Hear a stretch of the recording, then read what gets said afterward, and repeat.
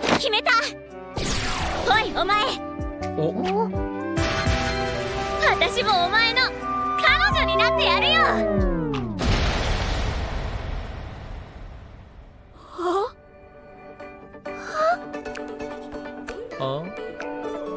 What can be better than building a harem of hot, sexy girls? Nothing is better. In today's list, we will talk about the top 10 newest harem anime that blessed us this year. So before we get started, be sure to subscribe to our channel and press on that bell icon and set us all to be notified about our latest videos.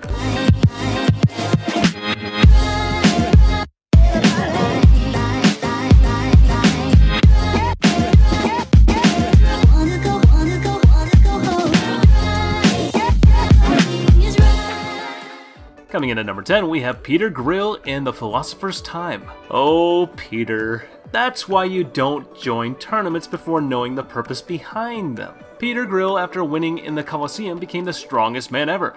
Such a title came with a hefty price. The price being that he is being sought out by women of all races for his, genes in order to receive his seed and give birth to a powerful bloodline of warriors. And that's about it. Really, no joke. The show has almost no plot, no character development whatsoever, and solely focuses on the reproductive parts and about how these girls will coerce him to do the dirty deed with him. Coming in at number 9, we have Val Love. I am sorry to have to be the bearer of bad news, but someone has to do it, right? When it comes to what makes a successful anime, the show is lacking, and utter trash to say the least, besides the main character, of course. However, in the harem aspect, you have 9 Valkyries that are sexy as hell. Excluding the lolly one, of course. She is only there to protect and give tasty food. The girls are dull and, in a sense, bland. There is no development at all, and the series is more of a pseudo-hentai than an actual anime. If you read the manga or watched any of the scenes from the anime, you will agree with me. When it comes to bad anime series, this anime isn't the worst. Sometimes it is fine to just forget about the plot and just watch some hot girls in armor fighting beasts, and that's perfectly okay. We all like to take a time out every once in a while. Coming out at number 8, we have Osamake Rom-Com, where the childhood friends won't lose. Welcome to another week and another totally obvious title of an anime. This series revolves literally around its title. It is just that the characters are as dumb-witted as they come, repeating the same mistakes over and over and over again, not learning from them, and throwing all the character development elements out of the window.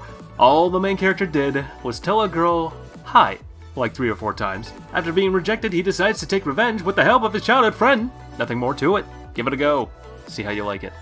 Coming in at number 7, we have The Hidden Dungeon, Only I Can Enter. Well, if you are a fan of Danmachi anime, then this series is definitely your cup of tea. In a world where nobility decides the worth of a person being born into a hierarchy is all that really matters. With all the privileges that it brings, who can say no?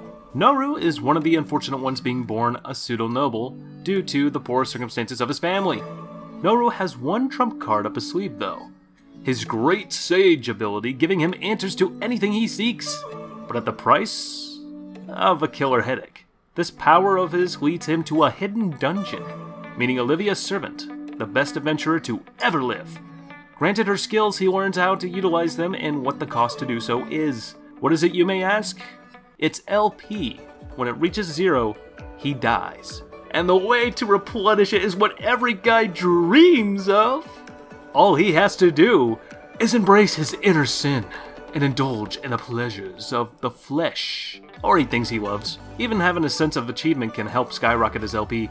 So give it a chance and check it out. It's hilarious and at the same time composed with a nice plot, I might add. Coming in at number 6, we have Kawaikereba, Hentai Demo Suki ni Natte Kuremasu ka. Whew! That's a mouthful. This anime series proves that looks can be deceiving. When Kaiki Kiryu receives an anonymous love letter with white panties attached to it, he embarks on a journey to discover who the panties belong to. Kaiki begins to speculate and theorize which one of the girls in his school it could be. Some of the candidates include his underclassman Yuika, his classmate Mao, and his senior Sayuki. While he is on his journey to uncover this mystery girl, or also known as Cinderella, he begins to uncover the dark secrets of the girls around him and, well, how freaky they can be, each with their own kinks and perverted fetishes. This will give you one hell of a sexy show to enjoy. Coming in at number 5, we have Monster Girl Doctor. Your immediate impression may be that this is a shameless ripoff of Monster Musume 2017. I wouldn't blame you for thinking so. There's a blonde busty centaur, bombshell Lamia, femme fatale Spider Girl, adorable Cyclops, and a lucky, unlucky teenage boy at the center of it all, working as a full-time doctor. But there are several differences that set Monster Doctor apart from its predecessors, and make it stand out on its own as an entry to the Monster Girl genre.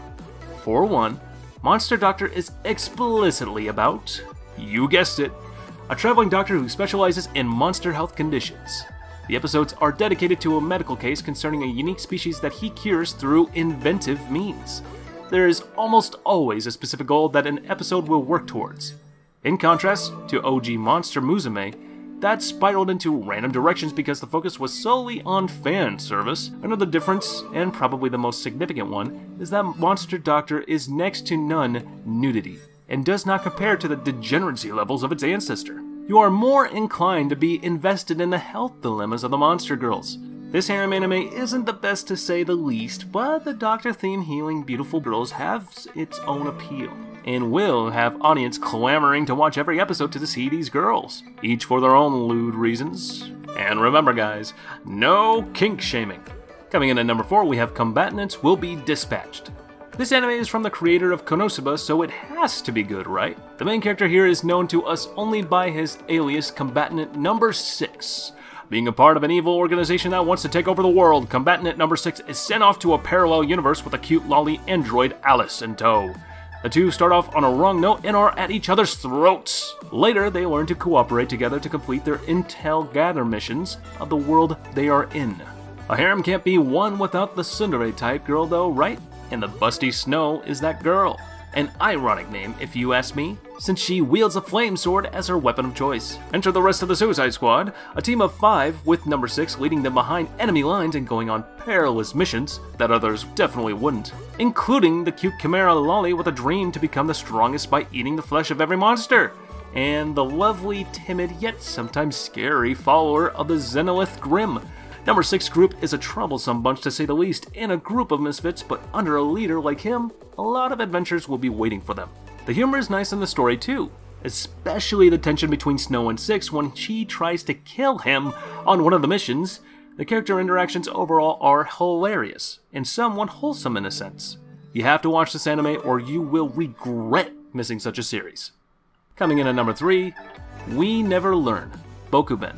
In this series, Nariyuki Yuiga needs to teach a group of girls that are considered geniuses in some fields and dense in others. However, ironic as it may seem, these geniuses want to study a career where their abilities are useless. This setting leads to a series of silly events where they flesh out the uniqueness of every character, their feelings, and of course, the stupid cliché jokes. Sadly, after some episodes, the series can give the impression that something is missing, and perhaps you could end up dropping it because it feels tedious or lacks romance and the storytelling is average. Nonetheless, this first season, culminating of 13 episodes, only works as an introduction that shows the main characters and paves the path for the future seasons, where I do hope to see relevant plot twists, romance, and new jokes.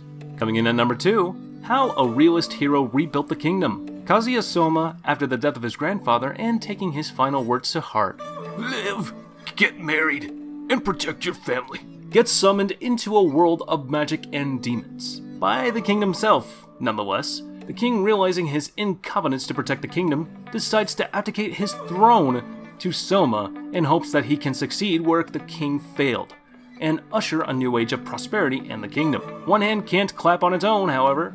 That's why Soma starts to look for capable individuals that can benefit the kingdom and help him achieve his vision for it. Of course, since this is a harem, the majority of his personnel are made up of strong, capable, hot, sexy women, all wanting to help him as much as they can to reach a better tomorrow! From the sexy dark elf Aisha to the dazzling strongstress Junadoma. Each possessing her own special skill and method to benefit the kingdom, they all wish nothing but to protect their king and help him. This anime concentrates more on the plot than on the harem anime cliches in hopes not to ruin an amazing storyline with unneeded lewd scenes that benefit nothing to the plot. Instead, They added those wholesome, romantic, and meaningful moments to enforce the story even more and attract the audience to it. By golly, if you haven't watched this one yet, please give it a try. And number 1 goes to Kanojo mo Kanojo. I mean, I've heard of an open-minded relations and girls, but not as much as this one. Naoya, the lucky bastard, doesn't only get to score with his childhood friend Saki, but also gets to double time her with the beautiful Nagisa. This is one hell of a weird relationship to be in, if you ask me. Lucky? Well, hell yeah. Weird? Even more so. This anime so far gives the vibes of how many he can date at the same time at the end of the anime. Who knows? Maybe we will get lucky enough to watch them in an orgy, but that probably won't happen. And with that, we conclude our video of the top 10 newest harem anime. Hope you enjoyed it as we enjoyed preparing it for you. And remember to smash that thumbs up button and subscribe to get notifications of our latest content. Also, write down in the comments below which subject you want to see next in our videos. And as for now, I'll catch you later. See you in the next one.